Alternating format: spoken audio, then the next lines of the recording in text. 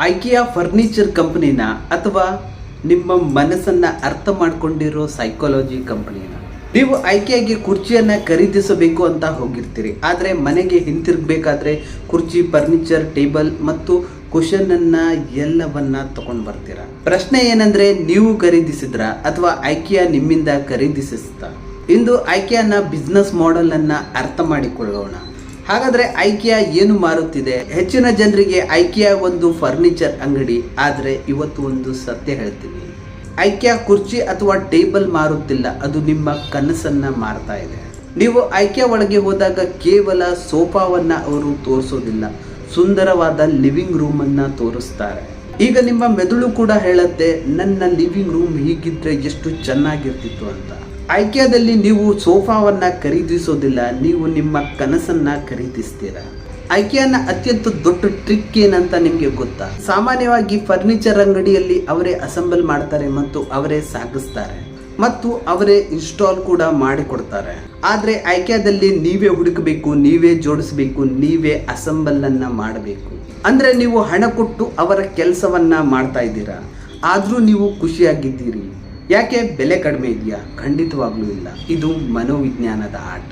ಈಗ ಒಂದು ಪ್ರಶ್ನೆ ಕೇಳ್ತೀನಿ, ಒಂದು ಕುರ್ಚಿಯನ್ನ ಒಂದು ಟ್ರಕ್ ನಲ್ಲಿ ಸಾಗಿಸೋದು ದುಬಾರಿನೋ ಅಥವಾ ಒಂದು ಬಾಕ್ಸ್ ನಲ್ಲಿ ಪ್ಯಾಕ್ ಮಾಡಿ ಕಳಿಸೋದು ದುಬಾರಿನೋ? ಐಕಿಯಾ ಒಂದು ಫರ್ನಿಚರ್ ಕಂಪನಿ ಅಲ್ಲ, ಇದು ಲಾಜಿಸ್ಟಿಕ್ ಕಂಪನಿ.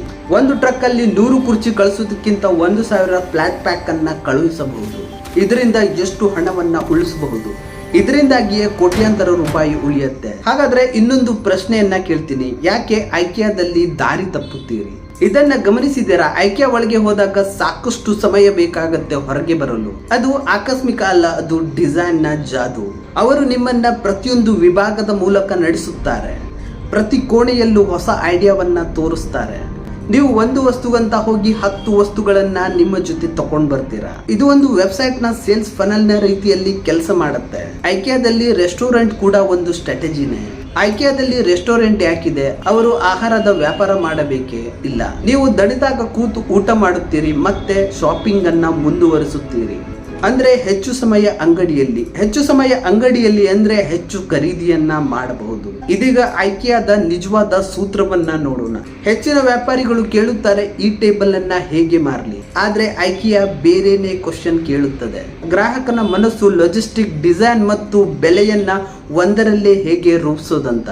ಇದಕ್ಕಾಗಿ ಐಕಿಯಾ ಕೇವಲ ಫರ್ನಿಚರ್ ಬ್ರ್ಯಾಂಡ್ ಅಲ್ಲ, ಅದು ಮನೋವಿಜ್ಞಾನ, ಲಾಜಿಸ್ಟಿಕ್, ಡಿಸೈನ್ ಮತ್ತು ಬಿಸ್ನೆಸ್ ಇಂಜಿನಿಯರಿಂಗ್ ನ ಮಾಸ್ಟರ್ ಕ್ಲಾಸ್. ನೀವು ಮುಂದಿನ ಬಾರಿ ಐಕಿಯಾಗೆ ಹೋದಾಗ ಕೇವಲ ಕುರ್ಚಿ ಮತ್ತು ಟೇಬಲ್ ಅನ್ನ ನೋಡಬೇಡಿ, ಅದರ ಹಿಂದಿರುವ ಮಾನವನ ಮನೋವಿಜ್ಞಾನವನ್ನ ಅರ್ಥ ಮಾಡ್ಕೊಳ್ಳಿ.